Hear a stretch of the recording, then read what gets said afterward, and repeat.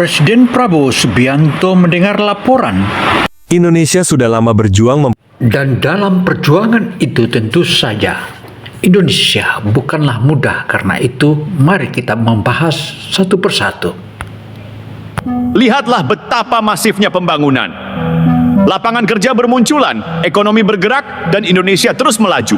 Tapi seperti biasa, ada saja yang sirik. Dan sajian kita yang kedua adalah ini maha dasar dan maha penting. Mari kita saksikan yang kedua. Prabowo versus Mafia Migas, duel maut dibalik rencana licik lengserkan Prabowo. Ada aroma panas di udara. Kabarnya, Mafia Migas mulai ketar-ketir. Konon, kalau Prabowo nekat menguliti permainan kotor mereka sampai ke akar, nasib kursi kepresidenannya bisa terancam. Berani lawan, atau justru jadi target?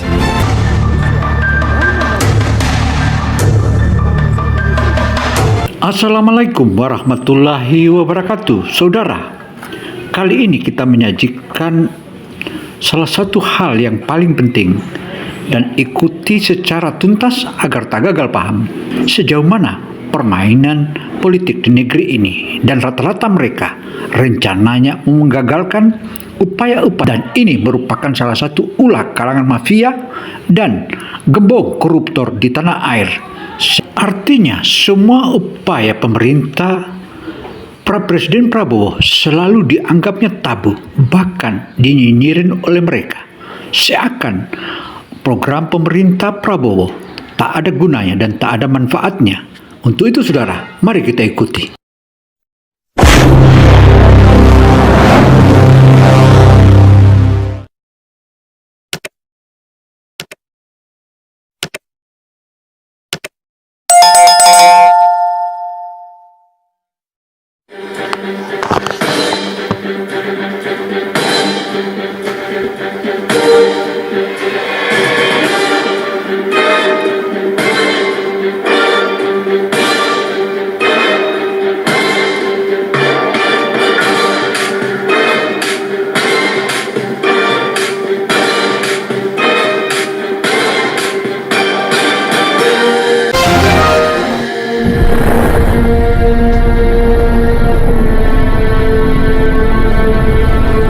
Halo?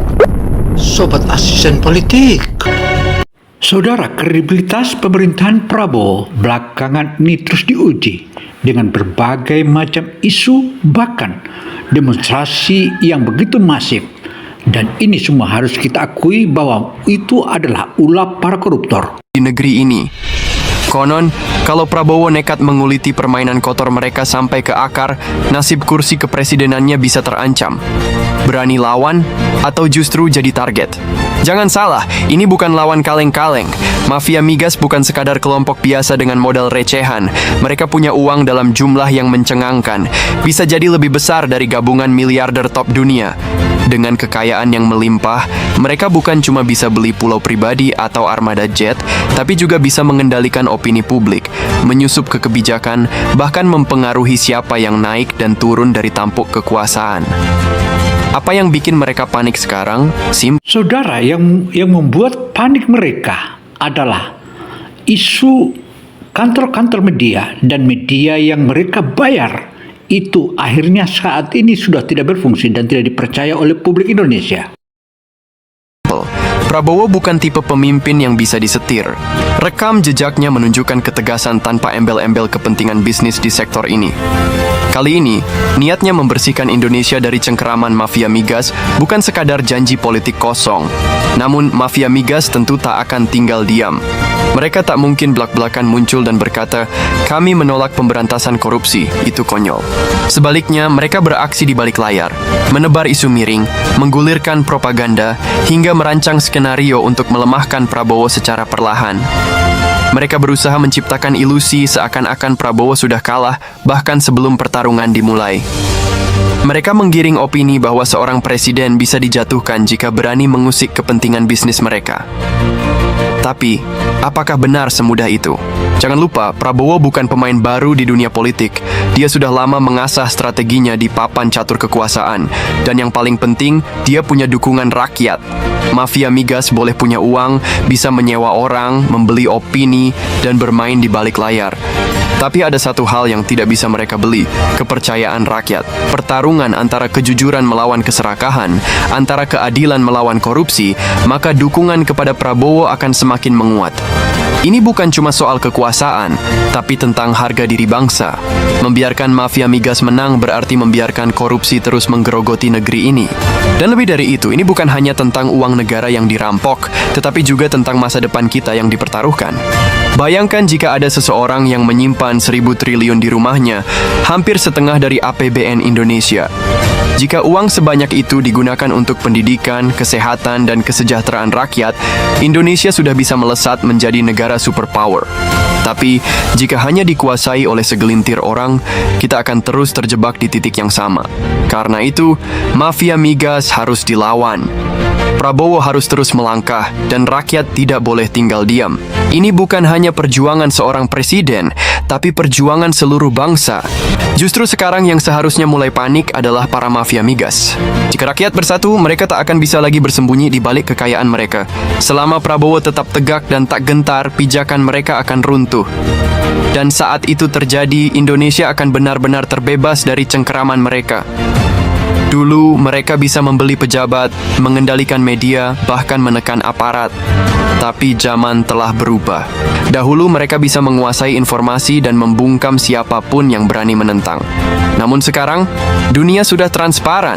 Media sosial berkembang pesat, investigasi bermunculan, dan rakyat semakin sadar akan permainan di balik layar. Begitu kebenaran terungkap, rakyat pasti bergerak. Tapi suara murni dari rakyat yang menuntut perubahan. Jika mafia migas berpikir mereka bisa membeli negeri ini, mereka keliru besar. Indonesia bukan untuk diperjualbelikan. Rakyat punya harga diri dan kehormatan. Sekarang, bagaimana strateginya? Mafia migas memang kuat, tapi Prabowo juga bukan lawan sembarangan. Untuk menang dalam pertarungan ini, langkahnya harus cermat dan terukur. Bukti harus dikumpulkan, dipastikan kuat, dan jika sudah di tangan, dunia internasional harus mengetahuinya. Ketika mata dunia tertuju ke sini, mafia migas tak bisa lagi bersembunyi. Gunakan jalur hukum yang ada. KPK, Kejaksaan Agung, Polri, semua bisa menjadi senjata jika dipimpin oleh orang-orang berintegritas. Dan yang paling krusial, libatkan rakyat. Jika rakyat melihat keseriusan Prabowo dalam melawan mafia, mereka pasti akan berdiri tegak di sisinya. Mafia migas bukan hanya bermain di dalam negeri, tetapi juga memiliki jaringan internasional yang kuat. Namun, justru di situ letak kelemahannya. Jika Prabowo mampu menunjukkan kepada dunia bahwa Indonesia sedang berperang melawan sindikat raksasa ini, dukungan internasional bisa mengalir deras. Namun, jangan salah, mafia migas bukan lawan biasa. Mereka punya pengaruh besar dan tidak akan tinggal diam jika bisnis haramnya terancam. Bayangkan jika Prabowo langsung menyerang tanpa strategi matang. Mafia bisa membalas dengan propaganda media, menyebarkan narasi bahwa kebijakan Prabowo merusak ekonomi. Harga BBM bisa tiba-tiba melonjak, menciptakan kekacauan yang membuat rakyat marah dan menyalahkan pemerintah. Di DPR, mereka punya sekutu. Bisa saja mereka menghalangi kebijakan yang merugikan bisnis gelap mereka. Bahkan, dengan kekayaan triliunan rupiah, mereka bisa membiayai gerakan oposisi, mendanai demonstrasi besar-besaran. Perang melawan mafia migas bukan sekadar urusan dalam negeri, tetapi pertarungan global. Jika dilakukan dengan cermat, Indonesia bisa keluar sebagai pemenang, mengamankan kedaulatan energi, dan membangun masa depan yang lebih mandiri. Strategi gerilya. Langkah awal bukan dengan langsung menyerang para bos besar, melainkan membidik jaringan bawah terlebih dahulu. Tangkap beberapa orang dari lingkaran dalam mereka, ciptakan kepanikan di level atas. Saat mereka mulai bergerak, itulah momen tepat untuk menelusuri jejak dan mengungkap dalang sebenarnya. Namun, ada tantangan besar. Mafia migas bukan sekadar jaringan ilegal biasa. Mereka punya kaki tangan di dalam institusi penting seperti KPK, Kejaksaan, dan Kepolisian. Artinya, Prabowo membutuhkan tim aparat yang benar-benar bersih dan tidak bisa disuap. Transparansi harus menjadi senjata utama. Jika data migas dibuka ke publik, rakyat akan melihat sendiri siapa saja yang selama ini bermain curang. Mafia migas bisa bertahan puluhan tahun karena mereka memahami cara memanipulasi hukum. Tetapi begitu rakyat sadar akan permainan ini, ancaman terbesar bagi mereka bukanlah aparat penegak hukum, melainkan kesadaran publik. Mafia bisa membeli politisi, tapi mereka tidak bisa membeli harga diri bangsa. Kini, ada dua kemungkinan yang bisa terjadi. Jika Prabowo sukses memberangus mafia migas, Indonesia akan semakin mandiri dalam sektor energi. Namun, jika mafia tetap berkuasa, mereka akan terus memainkan harga BBM, menguras kekayaan negara, dan menjadikan Indonesia sapi perah bagi kartel global. Tapi apakah rakyat siap berdiri di belakangnya? Jika rakyat memilih diam, maka mafia akan terus berkuasa tanpa hambatan. Mereka bukan sekadar pedagang minyak, tapi bagian dari jaringan global yang mengendalikan ekonomi dunia.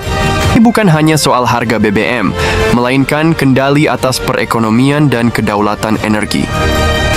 Serangan balik terhadap Prabowo itu bisa terjadi kapan saja. Media akan digerakkan untuk merusak citranya. Bisa saja mendadak muncul berita yang menyalahkan kebijakan energinya sebagai penyebab anjloknya ekonomi. Oposisi diprovokasi agar situasi politik semakin memanas. Bahkan, sabotase pasokan BBM bisa menjadi senjata untuk menciptakan kelangkaan buatan. Apa langkah Prabowo? Pengembangan biofuel, nuklir, dan energi alternatif lainnya harus dipercepat. Tak hanya itu, birokrasi juga perlu dibersihkan dari pejabat yang menjadi kaki tangan mafia migas. Intelijen harus dikerahkan untuk membongkar jaringan mereka. Mengandalkan hukum konvensional saja tak cukup, karena mafia ini punya cara licik untuk bermain di celah aturan. Jangan heran kalau tiba-tiba muncul narasi, Prabowo lebih buruk dari pemimpin sebelumnya. Ini strategi klasik untuk menjatuhkan lawan. Mafia migas nggak akan tinggal diam. Mereka bakal memanfaatkan DPR untuk menekan Prabowo, entah lewat hak angket atau bahkan skenario pemakzulan. Jika jalur politik gagal, mereka bisa menciptakan kekacauan nasional demi satu tujuan, menjatuhkan Prabowo sebelum ia sempat membersihkan sektor migas. Tapi ini bukan cuma pertarungan Prabowo, ini perjuangan kita semua, tapi soal masa depan Indonesia. Selama ini, mafia migas telah mengendalikan siapa yang bisa makmur dan siapa yang terus terjebak dalam kemiskinan. Kalau kita ingin perubahan nyata, kita harus mendukung langkah Prabowo dalam mereformasi sektor migas. Jangan biarkan propaganda media yang dibiayai mafia membelokkan kebenaran. Mengalahkan mafia migas bukan perkara semalam, tapi dengan keteguhan dan strategi yang tepat, kemenangan bukan hal yang mustahil. Prabowo sudah memulai langkah pertamanya. Sekarang pilihan ada di tangan kita, berdiri di belakangnya atau hanya jadi penonton. Saudara, apa yang telah kita paparkan sebelumnya tentu saja itu merupakan hal yang kita sudah patut pahami. Dan persoalan yang kedua, mari kita bahas tentang penyelesaian tenaga kerja. Katanya, itu proyeknya Jokowi, Prabowo tinggal gunting pita doang. Hei, tunggu dulu! Memangnya sejak kapan pergantian kepemimpinan berarti semua proyek harus dihentikan? Ini bukan negara mainan, Bung. Pemerintahan itu berkesinambungan. Kalau logikanya seperti itu, berarti setiap pemimpin baru harus mulai dari nol? Harus membatalkan semua yang sudah berjalan? Absurd! Pak Prabowo sendiri sangat menghormati presiden sebelumnya. Berkali-kali beliau bilang, seharusnya ini Pak Jokowi yang meresmikan. Itu bentuk penghormatan, bukan cari panggung. Bahkan, Pak Prabowo ingin mengajak para presiden terdahulu untuk ikut menyaksikan hasil kerja mereka. Tapi tentu saja, mereka punya kesibukan masing-masing. Jadi kalau ada yang bilang Pak Prabowo cuma numpang nama, itu jelas salah besar. Justru inilah contoh pemimpin yang tahu diri, yang paham bahwa tugasnya bukan sekadar cari popularitas, tapi memastikan pembangunan berlanjut tanpa hambatan. Sekarang kita bicara proyek konkret. Kawasan industri Batang, Jawa Tengah sedang dalam proses besar-besaran. Hilirisasi jadi kunci. Bahan mentah yang dulu cuma diekspor murah, sekarang diolah dulu di dalam negeri. Hasilnya, nilai tambah tinggi, lebih banyak uang berputar di Indonesia, lebih banyak tenaga kerja terserap. Dalam 5 tahun ke depan, kita bicara 8 juta lapangan kerja. 8 juta! Itu angka yang luar biasa. Tapi ini tidak akan tercapai kalau terus ada gangguan dari pihak-pihak yang tidak ingin Indonesia maju. Demo tanpa arah, propaganda murahan, dan kampanye hitam terus-menerus. Maka, mari kita tanya balik. Mereka ini sebenarnya berjuang untuk siapa? Sekarang mereka mengusung narasi Indonesia Gelap Jilid 1. Nanti katanya ada demo besar setelah Lebaran dengan tajuk Indonesia Gelap Jilid 2. Ini semua pola yang sudah bisa ditebak. Framing negatif, bikin suasana gaduh seolah-olah negara ini dalam kehancuran. Padahal faktanya, negara ini sedang berkembang pesat. Tapi mereka tidak mau lihat itu. Mereka tidak mau bicara soal pabrik-pabrik yang berdiri, jalan-jalan yang terhubung, investasi yang masuk. Karena kalau rakyat sadar bahwa Indonesia sedang maju, mereka kehilangan bahan untuk bikin onar. Jadi kita hadapi ini dengan cara yang sama. Kalau mereka menyebar hoaks dan provokasi di media sosial, kita lawan di sana juga. Kalau mereka mencoba membuat rakyat marah dengan kebohongan, kita harus siap membongkar semua itu dengan fakta. Dan kalau suatu hari nanti keadaan mengharuskan kita turun tangan langsung, ya kita harus siap juga. Karena ini bukan sekadar membela individu, ini membela negara dari tangan-tangan yang ingin melihat Indonesia kacau. Mereka mau menjatuhkan pemerintahan dengan segala cara, tapi kita tidak boleh tinggal diam. Sekarang kita bicara soal pola serangan yang sedang dimainkan. Perhatikan baik-baik, ini bukan sekadar kritik biasa. Ini serangan sistematis. Mereka pakai 3 langkah klasik yang selalu digunakan untuk merusak pemerintahan yang sah. Setiap kebijakan pemerintah, apapun itu, selalu dipelintir.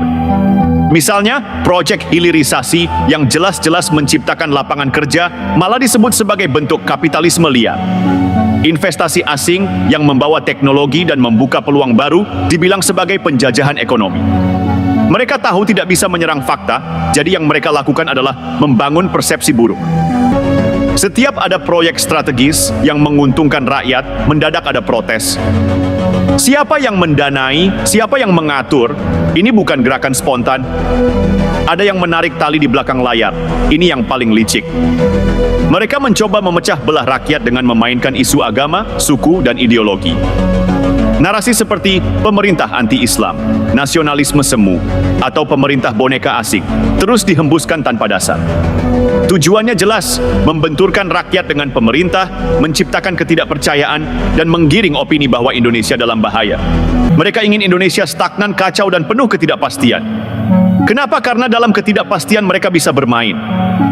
Dalam kekacauan mereka bisa mencari celah. Pak Prabowo tidak ambil pusing dengan ocehan mereka. Beliau tetap bekerja, tetap membangun, tetap fokus pada tugasnya. Tapi kita, rakyat, jangan diam. Kalau mereka pakai media sosial untuk menyebar hoaks, kita harus lebih cerdas dalam melawan. Jangan biarkan mereka mendominasi ruang publik. Fakta harus lebih kencang dari fitnah. Kalau mereka turun ke jalan dengan niat mengacau, kita harus lebih siap. Ini bukan soal membela satu orang, ini soal membela Indonesia dari mereka yang ingin negara ini jatuh ke dalam lubang yang sama seperti negara-negara gagal lainnya. Investasi meningkat, lalu dari mana klaim Indonesia hancur? Mereka hanya ingin menciptakan keresahan. Jika rakyat resah, mereka bisa masuk dan memainkan peran sebagai penyelamat. Padahal merekalah yang menyebabkan kegaduhan itu sendiri. Jangan lupa, kita ini sedang berkompetisi di panggung dunia. Indonesia punya sumber daya alam melimpah. Kita bukan lagi sekadar negara berkembang yang harus tunduk seperti dulu. Sekarang kita sedang menuju negara maju, mandiri, dan berdaulat. Menekan pemerintah lewat jalur hukum dan regulasi, supaya aturan dibuat menguntungkan mereka lagi. Mendanai media-media tertentu untuk membentuk opini negatif, supaya publik percaya bahwa negara ini dalam keadaan darurat.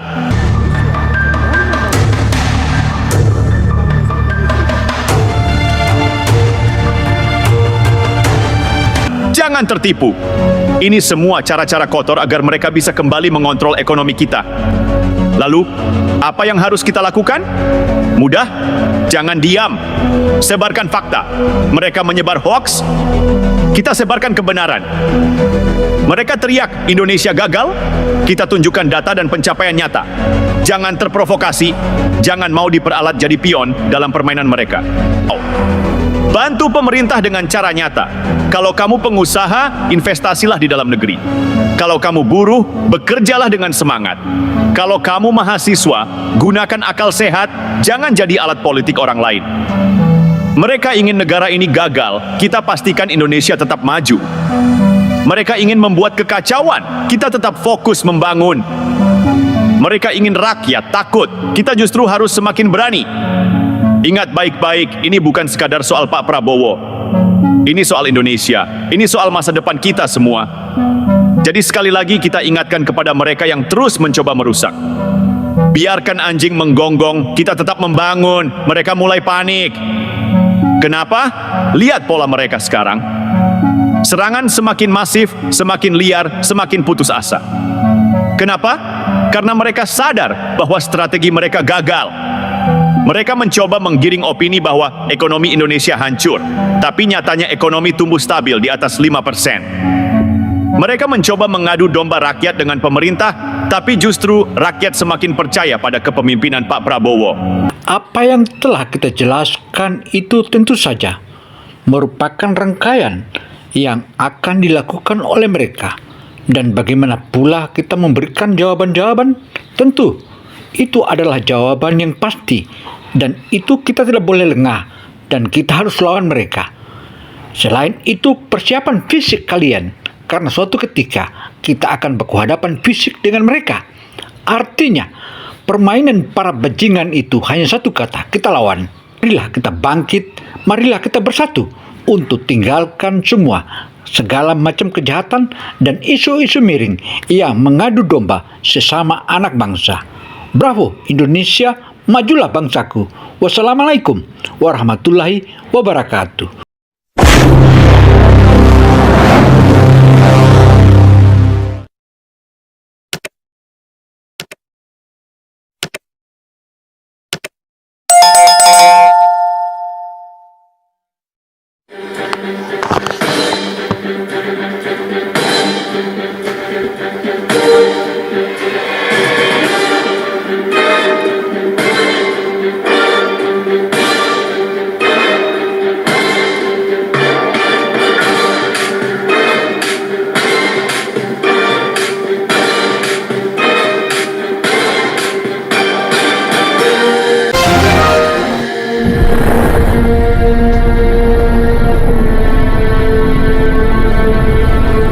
Halo? Sobat asisten politik.